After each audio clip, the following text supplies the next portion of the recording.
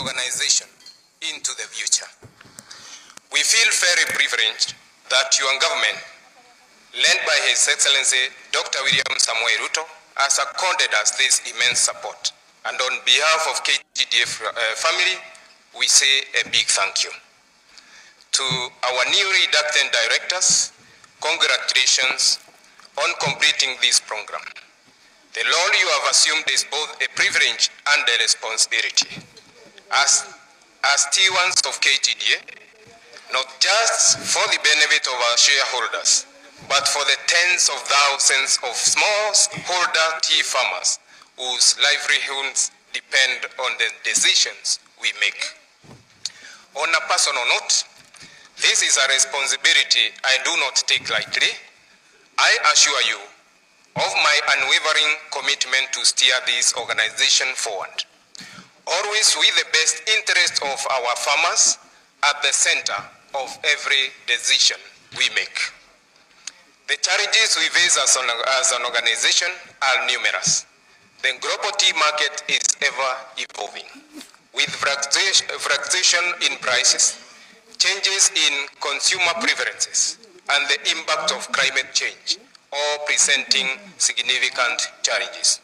But with these challenges come opportunities to innovate, to explore new markets, to enhance our production method, and to continue improving the welfare of our farmers.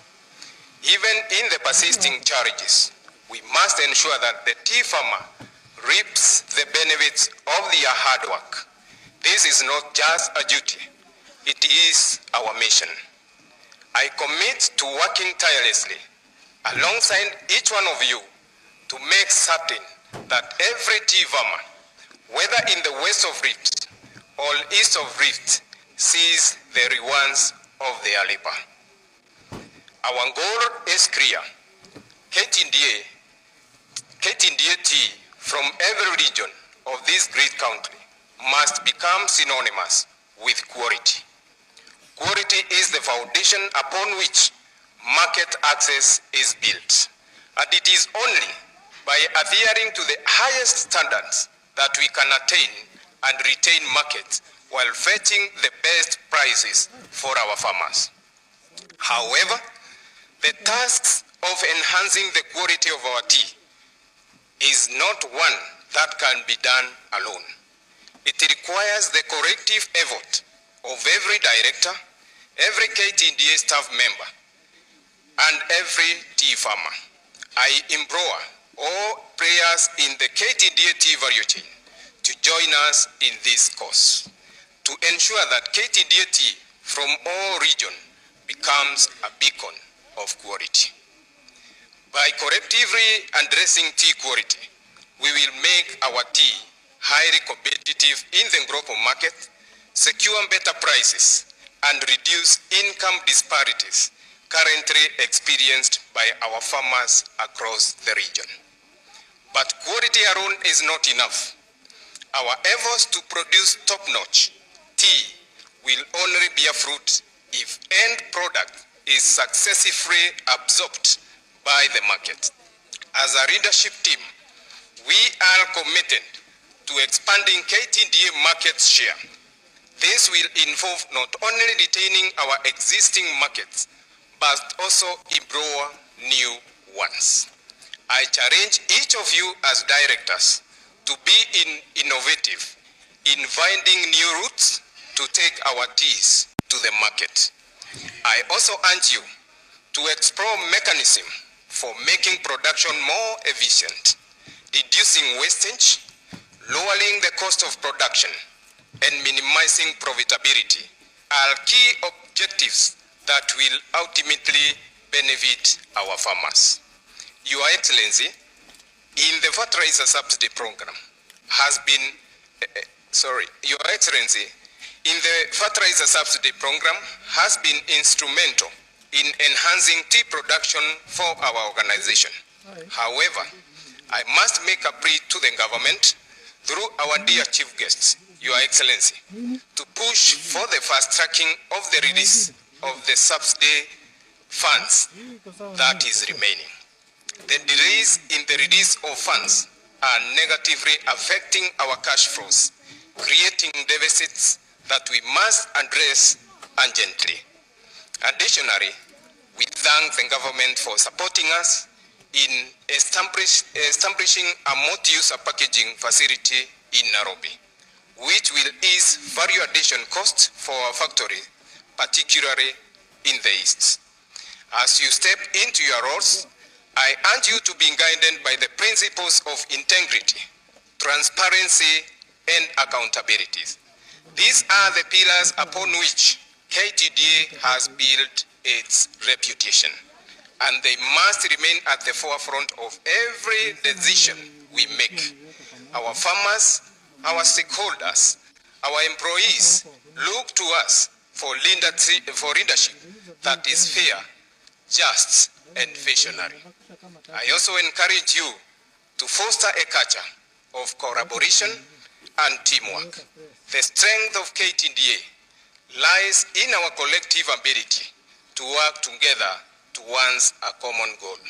Let us always remember that the success of this organization is not the work of one individual, but the result of many working in unison. Thank you, and may God bless you all as we embark on this journey together. God bless you.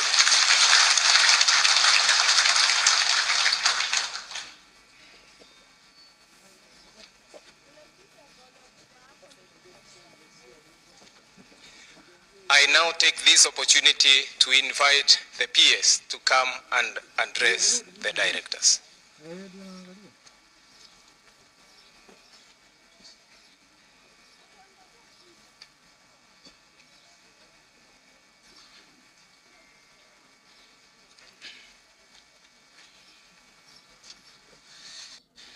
Yes, Your Excellency, the Deputy President, Honorable Rigathi Gachagua, the CS Ministry of Agriculture and Livestock Development, Dr.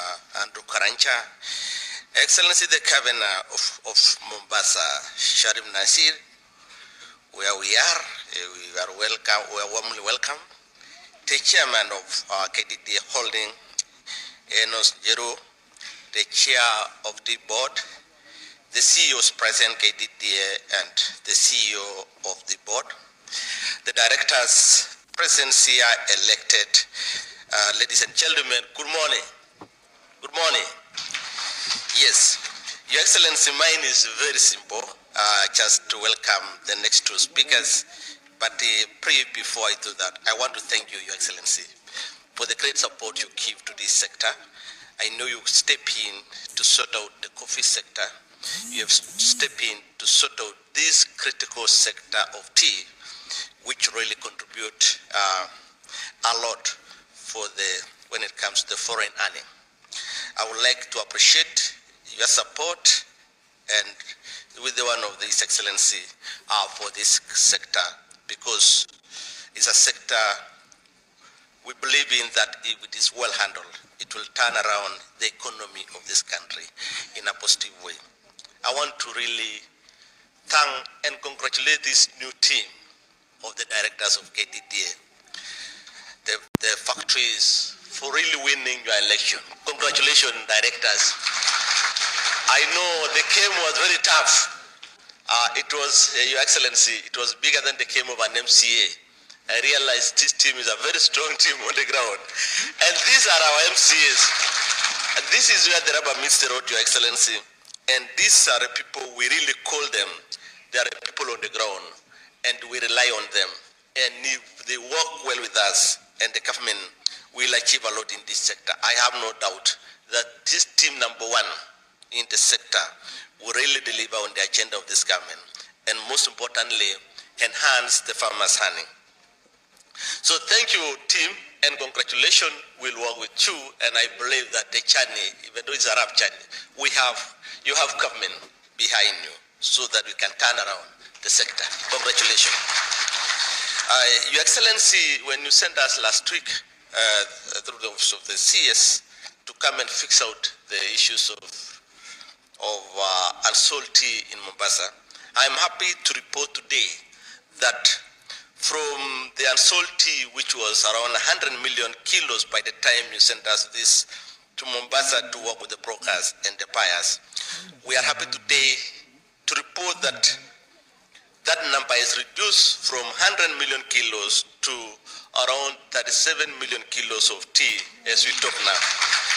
Thank you, Your Excellency, and the CS for that support, and thank you, the brokers and the buyers and this team in totality for what you have done to our tea farmers generally. So I would like to welcome the next speaker, Your Excellency, the Governor of Mombasa, Excellency Sharif Nasir, to talk to us and welcome us to this Mombasa County. Thank you.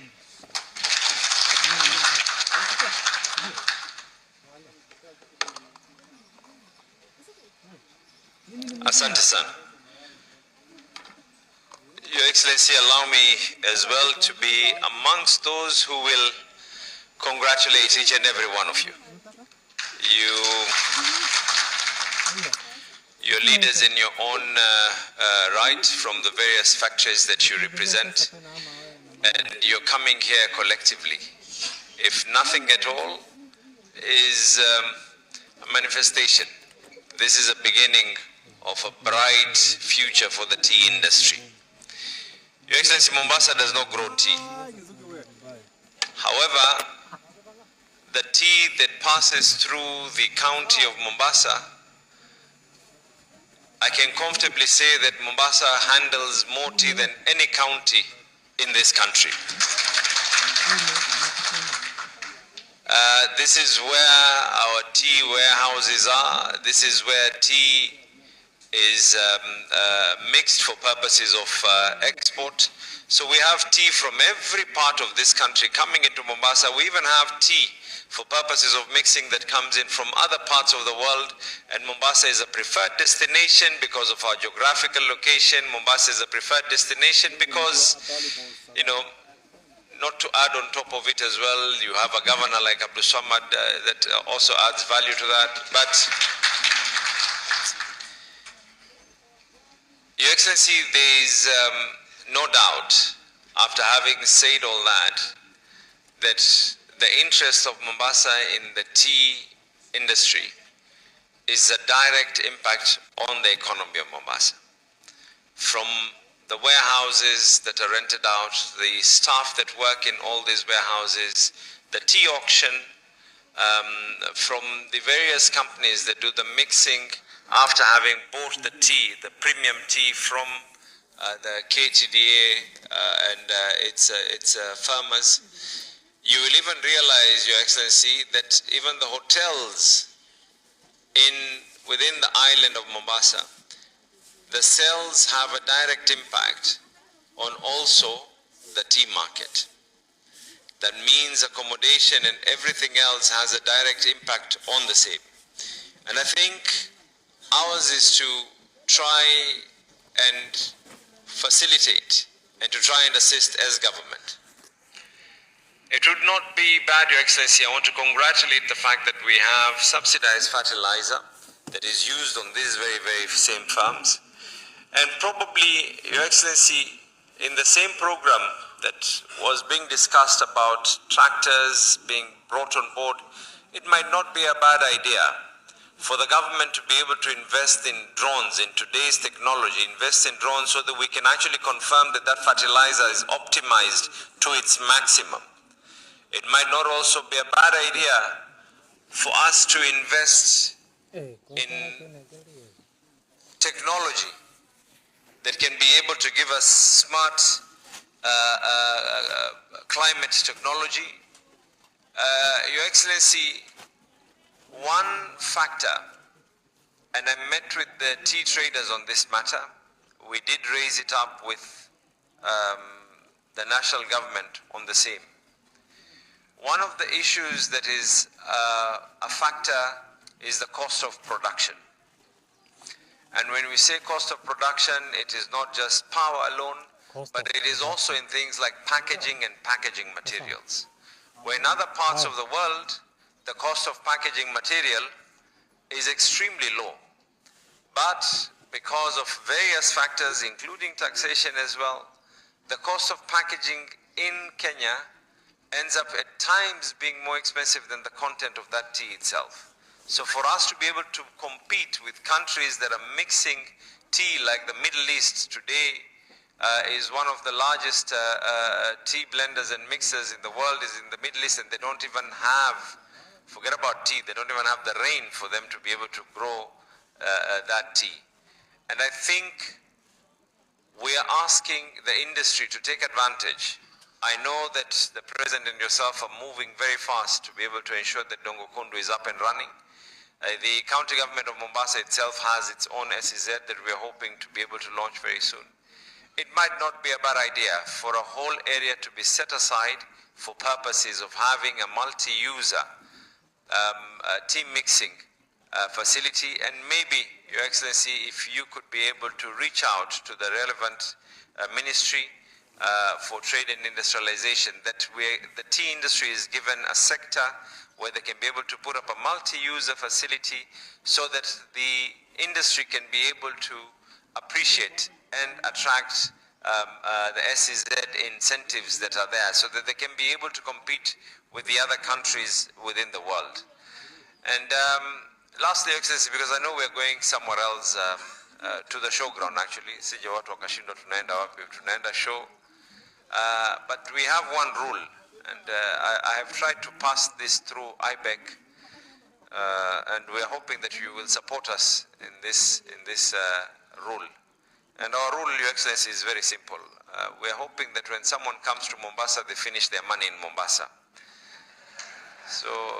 So please, in your kind words, as I usher you in, please remind them the allowances that they have been given. Please let them finish them here in Mombasa. And if any of you needs a fare to go back home, we have a whole government here. Tuko na wizara, tuko na county commissioner, tunaweza kuwasainia voucher, tukawakopesha, mutaturegeshea mukifika. Thank you very much. Karibu sana, Your Excellency.